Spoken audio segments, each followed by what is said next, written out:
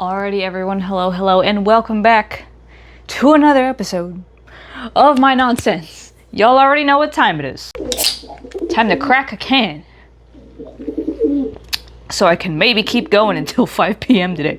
But no, don't rub your butt on my sweatshirt. We've got a topic I'm sure is very fun and of large interest to many people, no doubt, as these things become more popular, and that is whether or not Christians can use tarot cards. Hi, Bib. This is Belock. He's a little rumply-bumply looking because he had a bath earlier, and he was very cute. Unfortunately, I didn't get to making this video in time for y'all to really be there for when he was chill and quiet. There's always a brief period of time after every Biba bath where he's the cutest little man on earth, and then after that he goes right back to being a fucking hellion. Now he's attacking my foot because he thinks my sock is a wife. But anyway, tarot cards. Oh my goodness. Oh my goodness, are tarot cards such a hot button topic? And we are going to get into all this kind of good stuff about this here tool. But before we do, let me remind you all of who I am. My name is Sarah Stresen. I am a Christian witch, an educator, content creator, a writer, and specifically a writer of this book right here, Discovering Christian Witchcraft, which, if you heard the term Christian witch, and you saw me as a Christian hold up a box of tarot cards and nearly have a heart attack and die, don't worry about it. This book will help you figure out exactly what I'm talking about when I'm talking about Christian witchcraft. It goes over what a bunch of the Bible verses you're no doubt Googling right now actually mean. It goes over like a lot of folk magic and European history around witches, the actual biblical context of witches, common tools you can use like tarot cards, and all kinds of other really good stuff within that book. It's basically like the opening of the door to many other things that you might want to look into on this path, and it gives you a good place to start so you don't get too overwhelmed with all that has to do with witchcraft or Christianity. And I should let you all know that book 2 is currently in the works, so keep an eye out for that eventually as well. And as you might guess, on this channel we talk about all things Christianity, witchcraft, and a combination of the two. So if you like that kind of stuff, if you're interested in it, go ahead and hit that subscribe button, hit the bell, like the video, all that kind of good fun stuff, okay? And if you're coming back, thank you so much for coming back. I really appreciate you being here. And for all of you together, if you want these videos 2 weeks early and ad-free, head on over to my Patreon where I post these videos there and do a lot more on there too. Anyway, with all that out of the way, tarot cards. Oh my goodness. These for some reason managed to spook people so damn good, and why, I honestly don't even know, because all they are is pictures on cardstock. If you're not afraid of a pack of playing cards that you might have laying around your house, there's no reason to be afraid of tarot cards either. Habiobe. Now this one is actually one of the first decks I bought for myself. I think this is technically the second deck I ever bought, ever. And I love this deck, Golden Tarot. This is one of the ones that, when what's-her-face, Kat Von D, converted to Christianity, she posted a photo of her throwing out all her stuff, and this deck was in there, and it hurt my heart, because this deck is so much fun, because it's a deck that has, all kinds of Renaissance art in, digital collages that actually mirror the original art of the very first tarot deck, the Rider-Waite deck, so this deck is great, and I hope she didn't just toss that in the trash and she found a good home for it, but neither here nor there. All the time you will hear Christians say that you're not allowed to use stuff like tarot cards because that's divination, and divination is a sin, right? It says, the Bible says that tarot cards are not allowed. And I'm here to tell you that's not quite true. not even remotely, right? In fact, we do talk about it in Discovering Christian Witchcraft. There are several verses on what the Bible actually means when it says divination, and they're actually not just catch-all terms for just any divination. We gotta keep in mind that this Bible was written at least 2,000 years ago, pretty much 3,000, far longer, in the Levant, in a totally different time period, culture, socio-political situation, and everything else. So a lot of the words being used to mean divination usually have to do with very specific types of divination, okay? They usually have to do very specifically with a practice called ovendidoni, Over-Nida being a specifically like pagan Canaanite practice of putting a bone in your mouth and letting the spirit attached to the bone possess you and talk through it, or even just kind of like trying to, divine the future by looking at fucking clouds and the cloud shapes, right? So all these different things in there, they usually have to do with specific types of divination that, when you look at all of them together, have a common theme of just being like methods to either talk to random ass spirits who wouldn't know anything more than you and I do, or looking for the most random shit to tell the future, basically, right? Like, again, okay, you're going to use birds flying a certain way as a sign of the future. You're going to use the shape of a cloud to tell you whether or not you should make a big financial move. So that's where like that one fucking line from Isaiah is really, really funny, because people use that one too against divination, when in reality, it's actually to a Christian witch's point, that line. What Isaiah was saying is, why consult the dead, or like just any like fuck-ass spirit, when God's right there, and you can just ask him. Ask him your questions instead, right? So just to get clear on divination in the Bible, right? They mean very specific things, because we see in the Bible that other times God has not only allowed certain forms of divination, but actively prescribed them, right? Like in Exodus, we see that God commands the priests to use something called the Urim and Thummim. This is a very specific tool. Usually the priests would have them in their breastplate pocket. They are two stones, one of which means yes, and one of which means no. And the purpose of these tools was so that if the elders, while poring over the scriptures and the law and the covenant, if they couldn't figure out the answer to a problem based on any interpretations of those scriptures, they would turn to the priest and they would say, "Priest man, can you ask God directly for his guidance?" And the priest would then take their questions to God. They would ask God, right, those yes or no questions, and they would just go rooting around in their pocket, pull out a stone, whichever one came out was your answer. This is a very specific type of claromancy being the casting of lots. And this was far more than just like eeny, meeny, miny, mo, or like drawing straws or whatever like a lot of Christians will tell you that it is. This is a form of divination. Just like a pendulum's yes or no answer is, just like, right, if I asked God a question and flipped a coin heads or tails, like, that is what divination is, right? It's not just telling the future.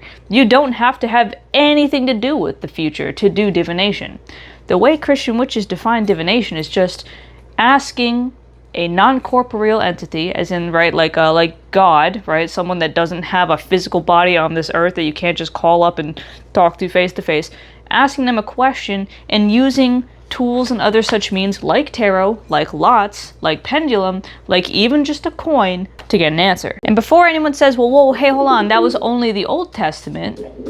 No, let me back you up all the way to the New Testament, to Acts. The very first chapter of Acts has the apostles casting lots to decide who the next apostle to replace Judas will be. And again, people interpret this as just drawing straws or just being like a little, a thing of chance.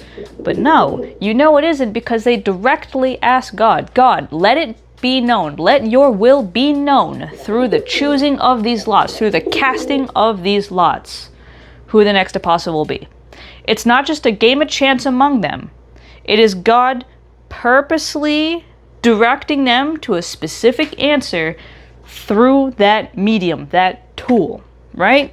That's kind of the point. That's what a divination tool is. And there's many ways in the Bible that this has been prescribed. Hi, baby. Oh, my goodness. Oh, no. Oh. In the Bible, we see things like Joseph in Genesis interpreting dreams with God, right? God tells him what certain dreams, especially like those the Pharaoh are having, mean. This is a form of divination. And in fact, this one did have to do with the future, ironically.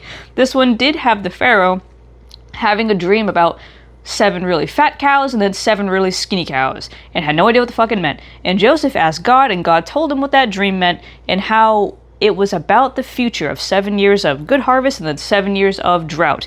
And because Joseph was able to see that future, thanks to God showing it to him, because Joseph got that information from God, from beyond, right? Like from the supernatural entity that is God, he was able to move in a way that allowed him to prepare for those 7 years of famine and save all of Egypt and the surrounding lands. So that's actually an instance where fortune telling, or telling the future, was allowed because God helped and actively allowed Joseph to do it. God gave Joseph the future comings himself.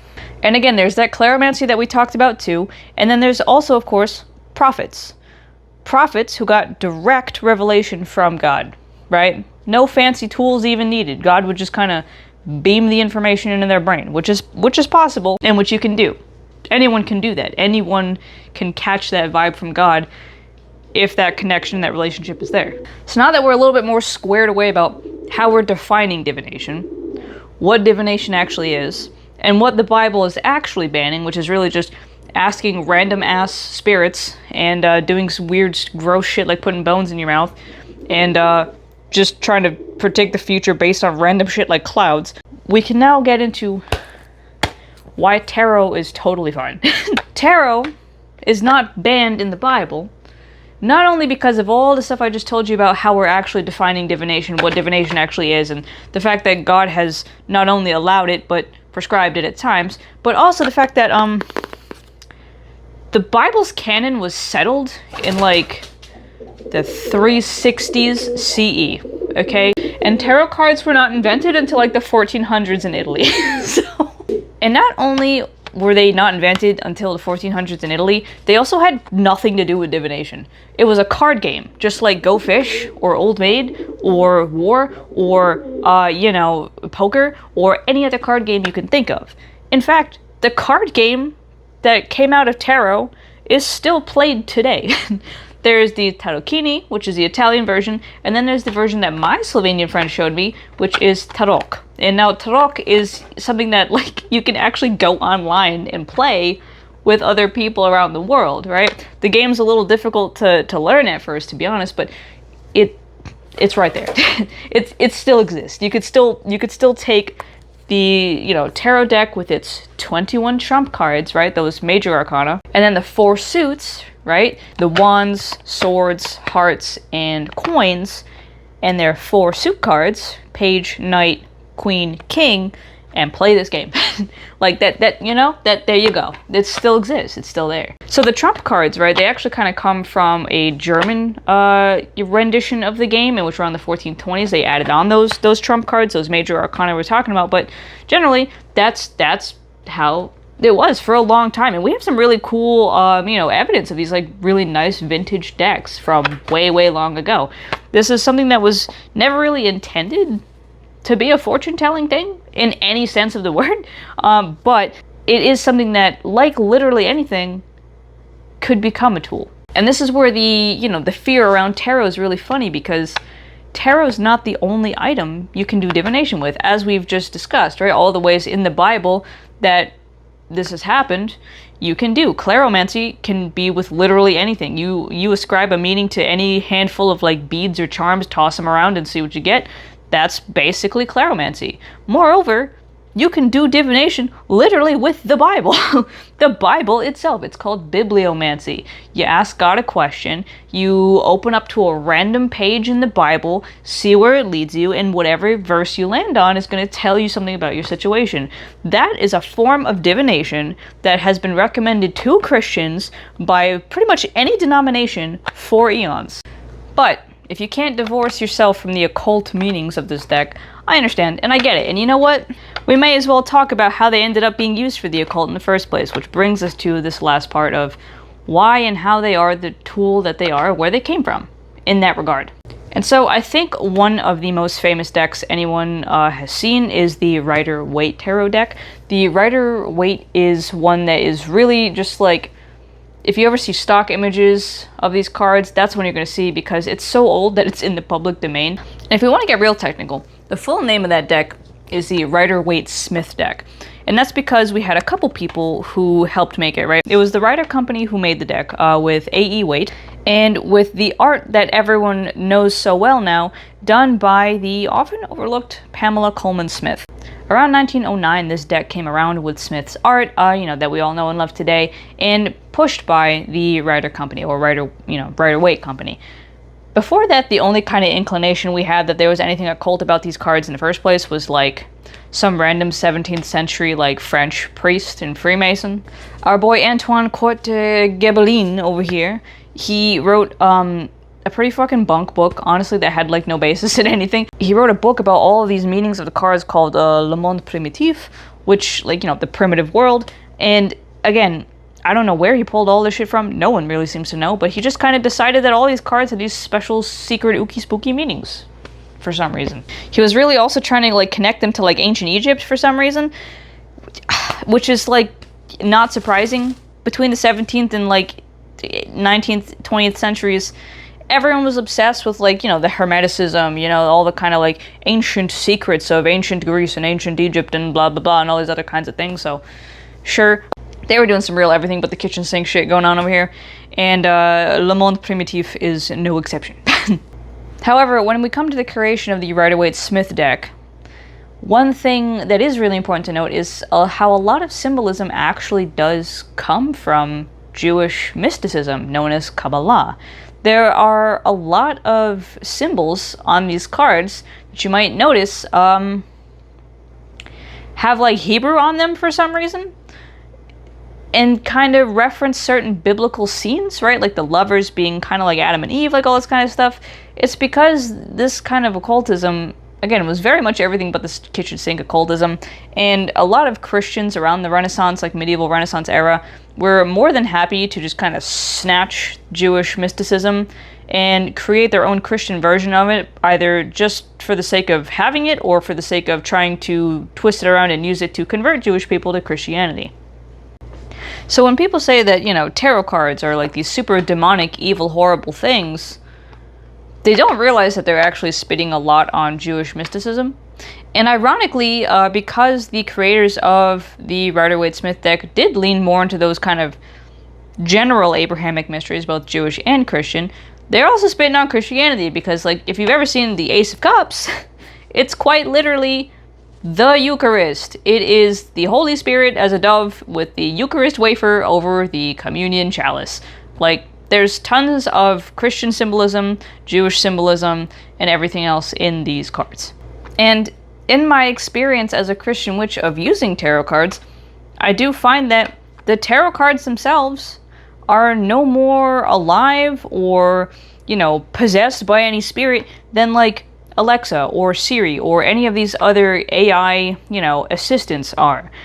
What tarot is, what any divination tool is basically like a god phone, right? It's a spiritual telephone. It's basically something that lets you ask God a question, shuffle, let him choose the cards that are going to pop out, and then bing, bang, boom, there's your answer, right? So Rider-Waite Smith over here, this trio, they create this deck with the intention of making every card have a certain meaning, upright and reversed, based on their symbolism, based on their concepts, these different things that have existed as archetypes and concepts since like ancient times, right? The Hierophant being a symbol of conformity and tradition and religion, the Emperor, the Empress, the Hanged Man, right? Death and the devil and all these other things. These aren't like demonic concepts. They represent this kind of flow of one's very life, right? In fact, speaking of Christian thought and iconography around this, there is literally an entire book called Christian Meditations on the Tarot, which I fully intend to pour through on my 6-7 hour flight soon, and my many hours of train rides coming up. So, and each of the 4 suits likewise represent the flow of one's life in different respective domains. So Wands, for instance, is the suit that deals with all things like creativity, passion, art, ambition, all these other kinds of just achievement of certain big moral goals or just project goals, like creative goals. Cups, on the other hand, is a suit all about relationships and, you know, how we can kind of navigate love, friendship, and everything else in between. Meanwhile, Pentacles is all about earthly things, right? Your money, your assets, your physical stability. And Swords is all about that mental journey, right? All about the logic, the ration, and, you know, kind of navigating relationships in a way that's more cerebral than heart-focused, right? That's more cutting through illusions and things like that. All of those cards in each of those suits represent that journey that we all go in life, right? We all go down this path of learning that people aren't who they say they are, learning that, you know, people don't always run on facts and logic, right? Being deceived, being betrayed. We also have this, you know, story of trying to get started in a career and maybe tumbling down and getting a little too money focused and then finally figuring it out. These are the stories that play out in the deck of tarot cards, be it in the major arcana, right, from the Fool all the way to the World, be it in each individual suit, from the Ace all the way to the King. And with all of that Jewish and Christian symbolism in them, they make really actually a perfect conduit for asking God about not the future necessarily, because in my experience I notice he's not very fond of those future questions, but more asking about what we can focus on.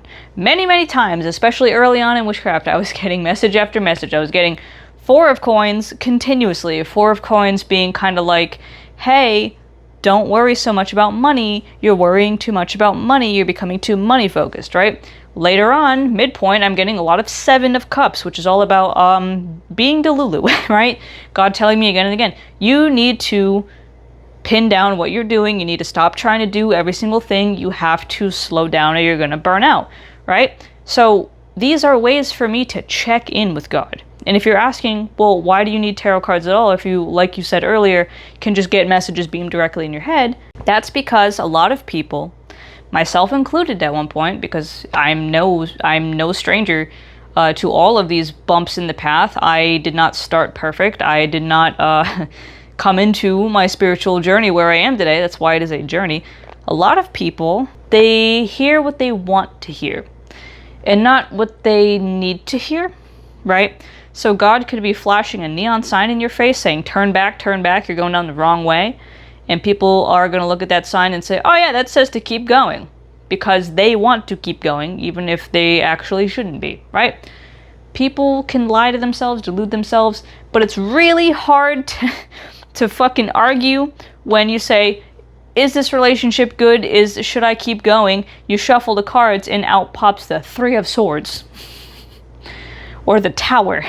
They are ways to keep grounded in reality. And that's why I use them a lot, not just like, you know, my everyday stuff, but also when I do, you know, my own personal projects, like Where the Gods Left Off, where I interview like angels, saints, gods, demons, all these other kinds of things. I want to make sure that I'm not just making shit up and imagining what they say. So when I pull cards that line up exactly with the kind of message I'm picking up on, that's a good confirmation that, you know, I'm hearing what I'm hearing and I'm not just putting whatever I want down, right? It can become a bit of a crutch, but especially if someone is just getting started in the world of talking to God directly, and, you know, trying to figure out how to intuit an answer, this makes it so much easier. Because so many times I've heard people say, I asked God, you know, to show me a sign for help and I've never got anything.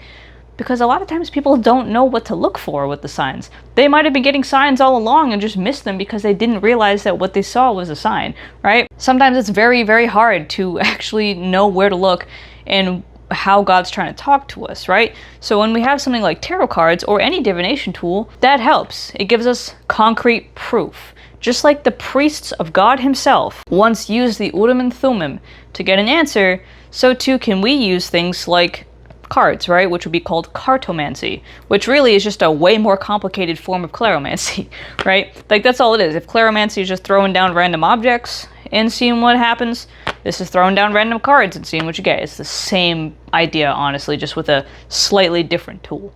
So does the Bible say that Christians can't use tarot cards?